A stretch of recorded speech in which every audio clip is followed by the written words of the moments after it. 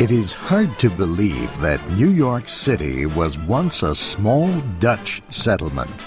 An old document shows that Dutch settlers did, in fact, pay for this land.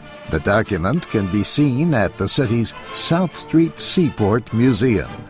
Martin Berendse is head of the Netherlands National Archives. He says the letter tells about a ship arriving in Amsterdam. The ship's operator said, "The settlement is going well, and we bought the island of Manhattan for 60 guilders."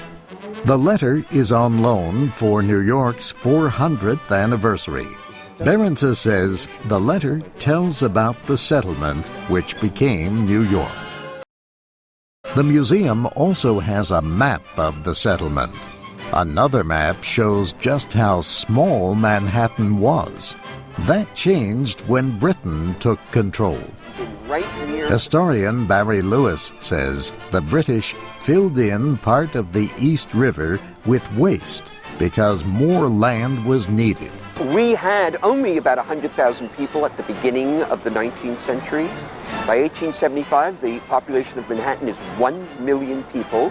By 1910, over 2 million people are living in Manhattan Island. The Brooklyn Bridge was built in 1883, so people could move to Long Island, where land was less costly.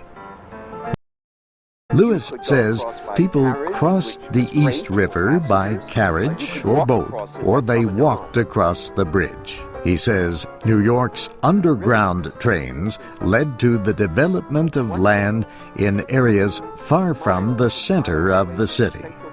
Many businesses needed to be in Manhattan, so developers started building up, creating the skyscraper. People were afraid it would fall down in the first windstorm, and anyone who had property in the commercial buildings next to it, they were terrified that nobody would rent in their buildings because that thing was next door.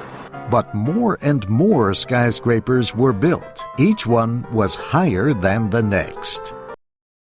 Lewis says the big reason for so many skyscrapers was money. He says New York was built by investments in land.